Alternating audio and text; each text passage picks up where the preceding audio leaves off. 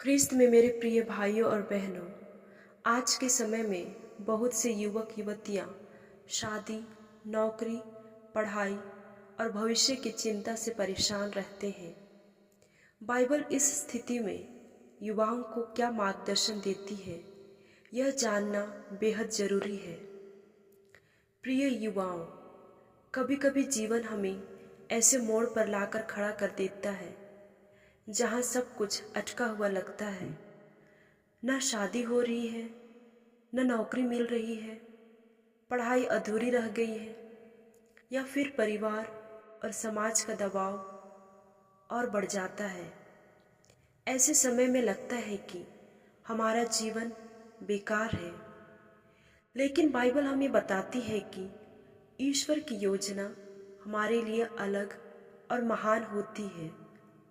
जब इंसान रुक जाता है, तब भी परमेश्वर काम कर रहा होता है।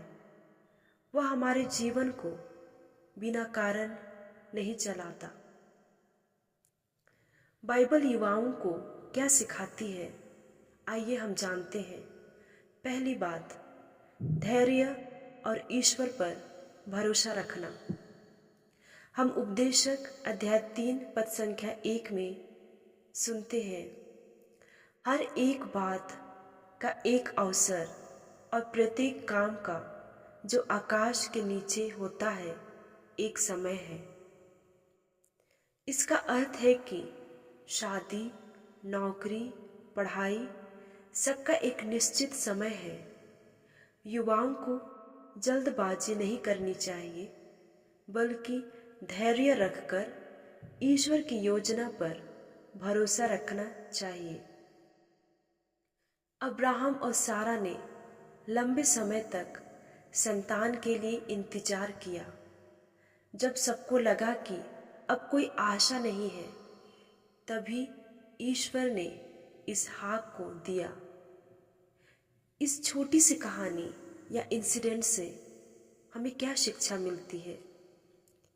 अगर ईश्वर ने आपके लिए कोई आशीष ठहराई है, तो वह सही समय पर जरूर पूरी होगी। दूसरी बात, पवित्र जीवन जीना। हम 1 कुरिन्थियों अध्याय 6 पद संख्या 19-20 में पढ़ते हैं, क्या तुम नहीं जानते कि तुम्हारा शरीर पवित्र आत्मा का मंदिर है?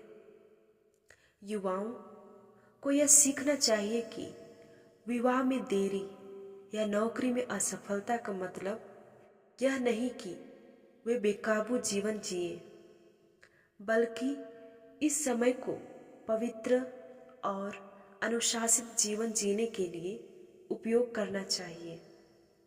छोटी सी कहानी से समझेंगे। जोसेफ जब मिस्र में दास बनकर बेचे गए, तब उनके जीवन में सब कुछ अंधकार में लग रहा था, लेकिन उन्होंने अपने शरीर और मन को पाप से बचाए रखा। शिक्षा, कठिन समय में भी पवित्र और ईमानदार जीवन जीना भविष्य के लिए ईश्वर के दरवाजे खोलता है। तीसरी बात, मेहनत और निष्ठा से लगे रहना। हम नीति वचन अध्याय 22 पद संख्या 29 में पढ़ते हैं, क्या तू किसी ऐसे मनुष्य को देखता है जो अपने काम में निपुण है? वह राजाओं के सामने खड़ा होगा। भले ही पढ़ाई अधूरी रह गई हो या नौकरी नहीं मिली हो, लेकिन मेहनत, ईमानदारी और सीखते रहने का भाव कभी नहीं छोड़ना चाहिए। छोटी सी कहानी से समझेंगे। दानियल और उसके मित्रों ने बाबुल में रहते हुए भी अपनी निष्ठा और मेहनत से राज दरबार में सम्मान पाया। हमें शिक्षा मिलती है, जब आप अपने काम में निष्ठावान रहते हैं, तो ईश्वर आपको ऊंचाई पर ले जाता है। चौथी बात, शादी और भविष्य की चिंता ईश्वर को सौंपना। हम 1 पतरस अध्याय 5 पद संख्या 7 में पढ़ते हैं, अपनी सारी चिंता उसी पर डाल दो, क्योंकि उसे तुम्हारी चिंता है। शादी या भविष्य की चिंता युवाओं को तोड़ देती है, लेकिन बाइबल कहती है कि इन चिंताओं को ईश्वर के हाथों में छोड़ दो। शादी या भविष्य की जो चिंता है, हमें ईश्वर के हाथों में छोड़ देना चाहिए। रूत की कहानी से समझेंगे। रूत एक विधवा और परदेशी थी। उसका भविष्य अंधकार में लग रहा था, लेकिन ईश्वर ने उसके लिए बोआज जैसा पति ठहराया और उससे राजा दाऊद और आगे चलकर यीशु मसीह का वंश चला। जब आप ईश्वर पर भरोसा करते हैं तो वह आपके भविष्य को अपनी महिमा के लिए बदल देता है। पांचवी बात, युवावस्था को व्यर्थ न करना। हम 1 तीमुथियुस अध्याय 4 पद संख्या 12 में पढ़ते हैं, कोई तेरी जवानी को तुच्छ न समझे, पर तू विश्वासियों के लिए वचन, चाल चलन, प्रेम, विश्वास और पवित्रता में आदर्श बन।